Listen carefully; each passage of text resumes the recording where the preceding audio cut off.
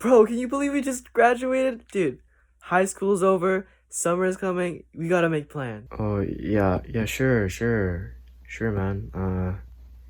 I just gotta check my schedule. I'm not sure if I'm gonna be able to hang out, but I'll let you know. As a kid, I was pretty naive. My dumb baby brain believed that I could be friends with everyone and friendships would last forever. Boy, was I wrong. As I finally matured, I slowly learned that just like onions, friends have layers. You might be thinking, Raph, why the hell are you using a Shrek analogy for friendship? To that I say, shut up! Leave me alone! It's the best analogy I could come up with, okay? Just think of layers as the degree of closeness with one another. The more layers there are, the less close you are. Now I think it's important to note that I am in no way basing this off of anything scientific, and I'm going off experience and a stupid analogy. My experiences.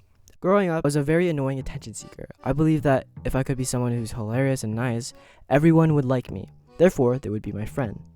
Right, guys? Right? Hey, where are you going? That was a stupid way of making friends.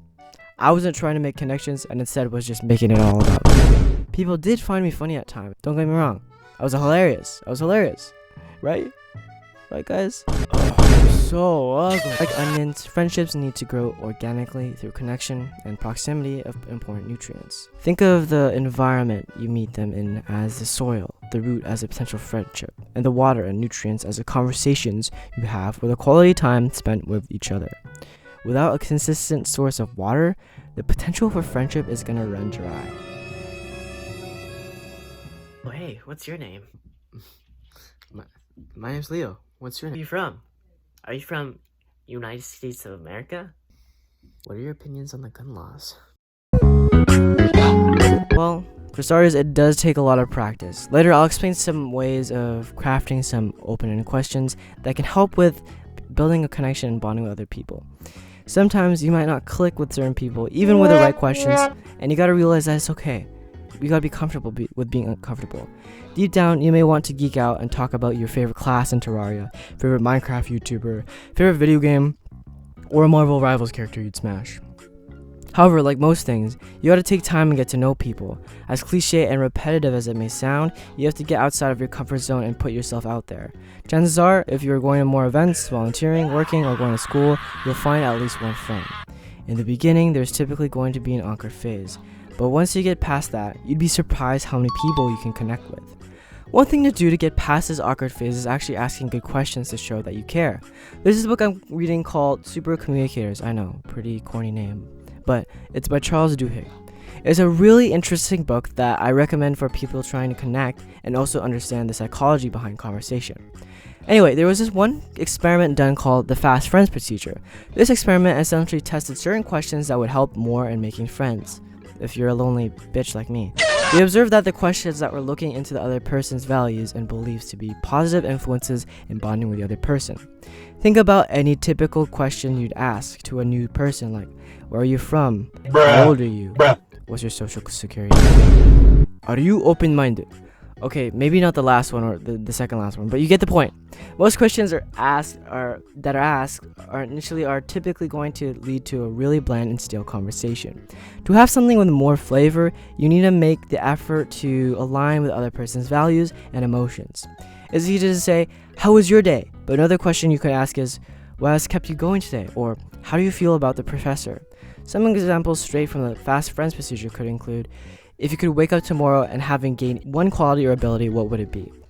What does your ideal friendship look like? Or, what constitutes a perfect day for you? These are some great examples because they bring up the values of the other person and you get to know them on a deeper level. Now, maybe some are cornier than others, that's fine. Maybe it's not for you. Maybe you can pick and choose a roster and build your own from there. For example, the new ability one, sometimes I could adapt that to a superpower, and then you could give that downsides. For example, what superpower would you have? I'll give you the downsides, bro. I would pick teleportation. Okay, teleportation, huh? Alright. Well, your downside is you have to get punched in the face by a big buff black guy. Okay, maybe this one's just stupid and silly, but it's a fun way to gauge their sense of humor.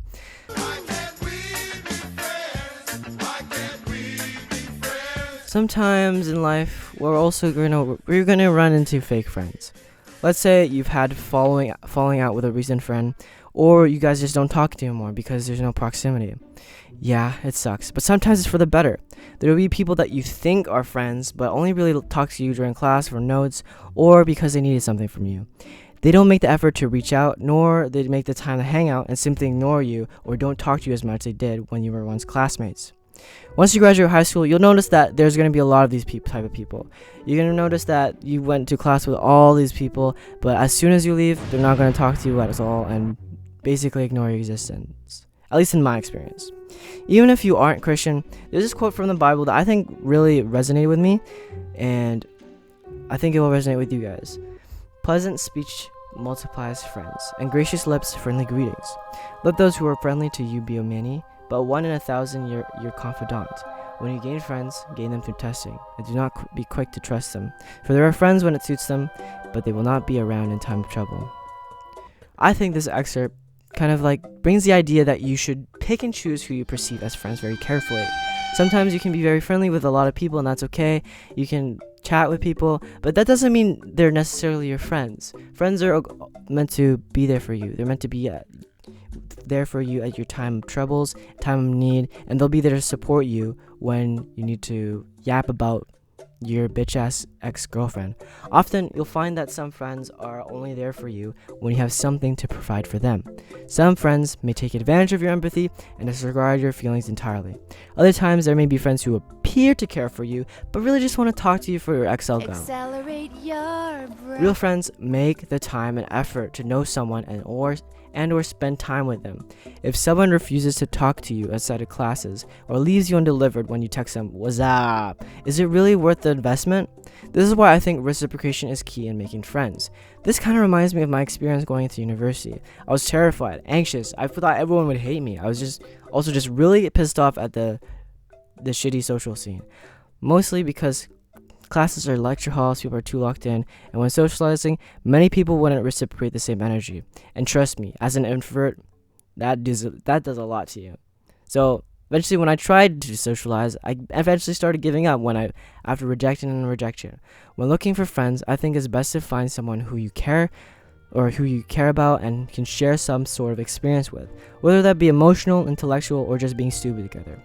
It really depends on what you want in a friendship, so long as the friendships don't distract you from your goals and badly influence you. In my experience, most of the time, if you don't have a good first impression, or you don't make the effort to connect for the first month or so, the ship's pretty much sailed for your friendship at this point. If you haven't interacted with them for a while, it's gonna be awkward. I don't know, at least in my experience, when you don't talk to someone for a while and don't have consistent interactions, the ship has sailed.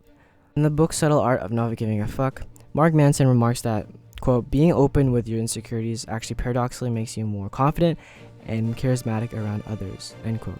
This really resonated with me because for the longest time, I was not open with my insecurities, and thus it would kind of just stab me in the foot.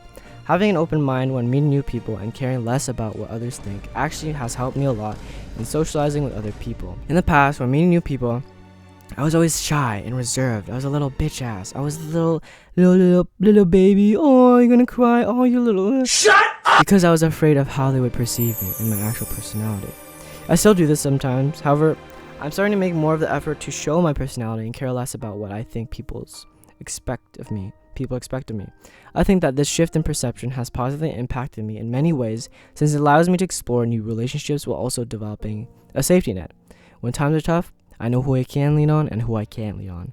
At the end of the day, friends are like onions. They have layers. Soon enough, maybe you can get to the center of someone's onion. Keep peeling those onions and get to the bottom as to why you're a non-social butterfly. And maybe, just maybe, the next friends you will meet will appreciate you for who you truly are.